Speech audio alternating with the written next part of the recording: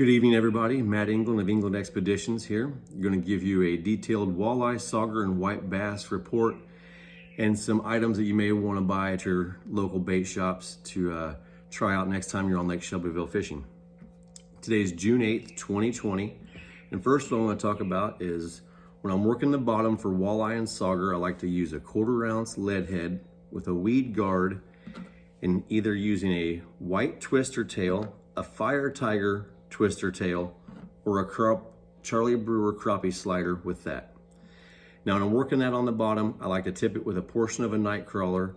A night crawler has been working better than a minnow right now, so everybody get you some worms. I like to use about 4 pieces per worm. So next I'm going to go to the casting option. Again, this is a 1/4 ounce lead head with a number 1 willow blade.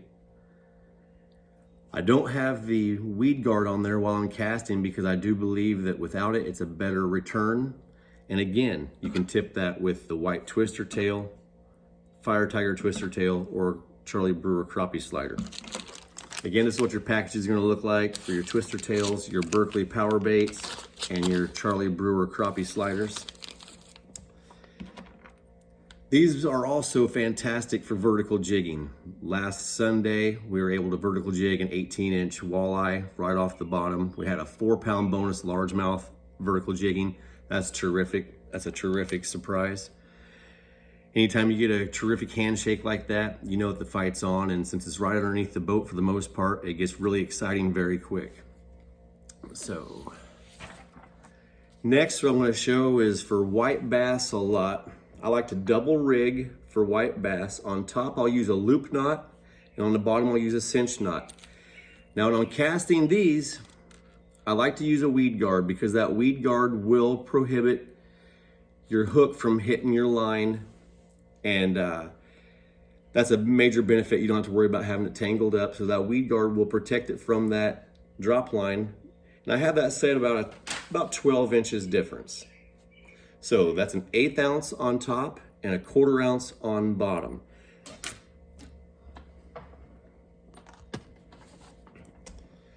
So like I say, that's great for casting flats, drop-offs. Anytime you see a boil of bait fish being pushed up from other predator fish, that's a terrific opportunity to cast that right through that. And you have a lot of active fish underneath there, and you can usually pick up white bass, sauger, even crappie underneath there. So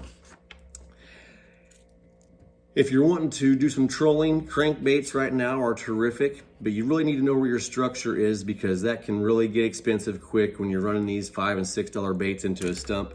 And you always want to try to make sure you can get those out of there just for the safety of the lake and everybody associated. This here is the Berkley flicker shad. These are perfect for white bass, sauger, walleye. They're great for shallow fishing, near shorelines, shallow rock humps. You can actually troll these too behind the back of your boat and they'll dive down perfect, and they put out a great wobble and attracts a lot of fish. This here's a blade bait. This is a big dude. That's candy stripe, pink and white. This here is all orange. And as I've mentioned before, the chrome blue. All 3 of these are terrific for casting contours, casting the 11, 12-foot contour, leading from the point out to the deeper part of the lake. You can really cover a lot of water. You can catch a lot of bonus species with those also. All right, now we're going to talk about some inline spinners. What I like to do is make up a bunch of them, have them handy. And what we're going to do is we're going to have a 1 ounce bottom bouncer with about a 16 or 18 inch leader with my inline spinner. I like to tip this with a minnow or a night crawler. Both are super successful. This is a terrific bait to catch almost every species in the lake. They're gonna see that spinner, they're gonna see that minnow and night crawler back there. That's gonna put out a lot of flash and vibration, and a terrific bait option to use when you're just trying to cover some water and try to find out where those active fish are. So lastly, what I'd like to talk about here is the lake map. Get yourself a lake map, kind of get familiar with the lake, open it up. There's a lot of useful information. It tells you kind of the habits and patterns of these fish on this lake.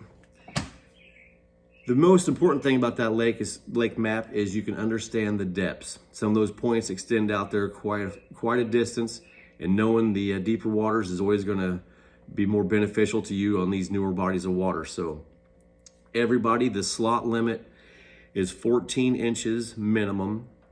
It's a mixed bag of walleye and sauger. So everybody get out there, enjoy this time fishing, and have a great day.